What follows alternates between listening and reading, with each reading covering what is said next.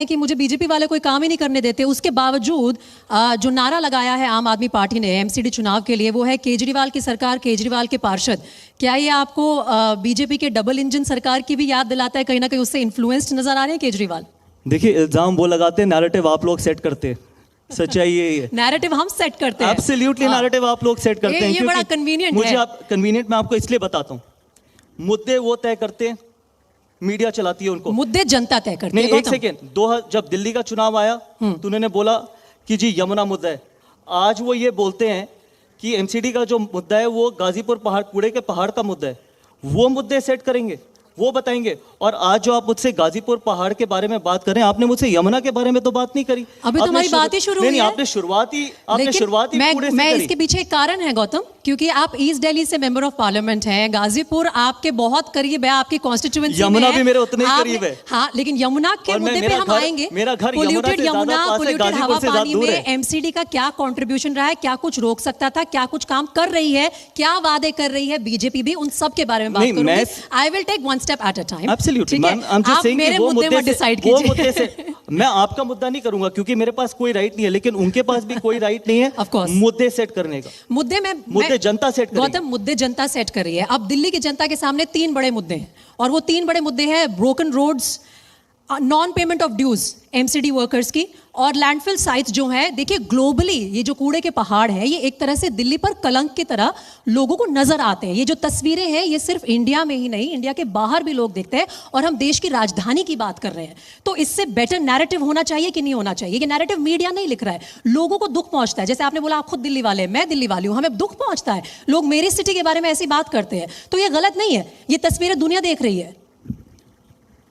मुझे दुख गाजीपुर लैंडफिल से भी पहुंचता है, मुझे दुख वाटर लॉगिंग से भी पहुंचता है, मुझे दुख पोल्यूशन से भी पहुंचता है, मुझे दुख गंदे पानी से भी पहुंचता है, मुझे दुख यमुना से भी पहुंचता है, मुझे दुख पिछले 8 साल में एक नया स्कूल नहीं खोला गया उससे भी पहुंचता है, एक नया हॉस्पिटल नहीं खोला गया उससे भी पहुंचता है, मुझे दुख एक नया फ्लाईओवर नहीं बना उससे भी पहुंचता है, और मुझे दुख एक नई डीटीसी बस नहीं ऐड करी गई उससे भी पहुंचता है।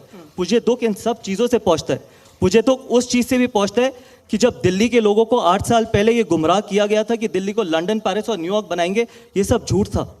मैंने आज तक अपने 3.5 साल में कभी ये नहीं बोला कि दिल्ली को लंदन, पेरिस, न्यूयॉर्क बनाएंगे। मैंने कभी ये नहीं बोला कि दिल्ली को हम यमुना साफ कर देंगे, हम 3 साल में या 5 साल में। तो दुख उन सब मुद्दों से पहुंचता है क्योंकि मेरे दिल में दिल्ली बसती है, और मैं यहाँ पर कोई झूठ बोलने नहीं आया, ना झूठ की राजनीति करने आया हूँ। दिल्ली को एक ऐसा व्यक्ति चाहिए जिसको दिल्ली से प्यार हो, कुर्सी से नहीं। कौन है वो व्यक्ति?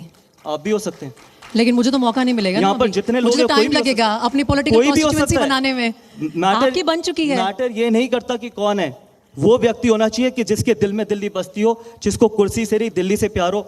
इस कमरे में कोई भी वो व्यक्ति हो सकता है। केजरीवाल वो व्यक्ति नहीं है? बिल्कुल भी नहीं, क्योंकि आपको लगता है दिल्ली लंदन, पेरिस, न्यूयॉर्क बन गई है? दिल्ली पहले वाली दिल्ली बन जाए तो फिर आपने उनके सवाल का जवाब आपने खुद दिए, मुझसे आप क्यों मांग रहे? आपको लगता है पिछले 8 साल में अगर हम कोरोना के बाद भी नहीं सीखे कि एक नया हम अस्पताल नहीं बना पाए, तो उससे ज़्यादा बेशर्मी क्या हो सकती है? कोरोना के वक्त पे ऑक्सीजन लेके आने के लिए टैंकर्स नहीं थे आपके पास, आपने फ्रांस से ऑर्डर किए थे। और उस टैंकर्स का सवाल ज़रूर पूछना, जो अगले व्यक्ति मेरे बाद आएंगे उनसे ये सवाल पूछना जी। आप पिछले 8 साल में आज तक उन्होंने एक भी आंकड़ा नहीं दिया, उनके किसी व्यक्ति ने एक आंकड़ा नहीं दिया कि पिछले 8 साल में कितने स्कूल, कॉलेज और हॉस्पिटल खुले हैं। लेकिन वो पलट के हमें क्या जवाब देते हैं कि मेरे तो पार्षद नहीं है ना। स्कूल पार्षदों ने खोलने हैं। हाँ, तो वही उनका यही आता है कि जब आप मुझे फ्रीडम देंगे काम करने की, जब भारतीय जनता पार्टी की जो केंद्र की सरकार है वो अड़चने डालना बंद करेगी, हम पर स्टिंग ऑपरेशन करना बंद करेगी, तब हम कुछ काम करना शुरू करेंगे। तो वो कंप्लेन कर देते हैं इस बात की, वो भी मीडिया को घेर लेते हैं। कंप्लेंट वो करते हैं, चलाती मीडिया है। आप मुझे मतलब मेरे को ये हैरान, हमने तो बीजेपी के स्टिंग ऑपरेशन भी चलाए हैं ना। आप चलाइए। मेरे को प्रीति जी ये हैरानी होती है इस चीज़ की, कभी घर में अकेला बैठा होता हूँ कि जिस व्यक्ति ने 8 साल में एक नई चीज़ नहीं बनाई दिल्ली में, वो दिल्ली का नैरेटिव सेट करता है। मतलब आप इमेजिन कर सकते हैं।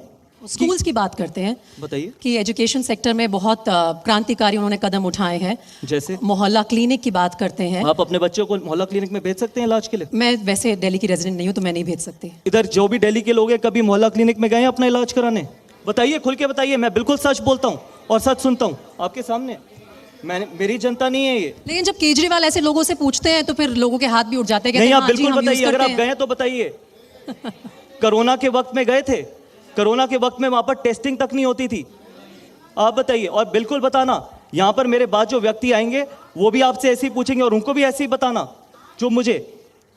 तो इस ऑडियंस से ही पूछ लेती हूँ, गौतम गंभीर ने इतने सारे बातें बताई कि ये नहीं है, ये नहीं है, 8 साल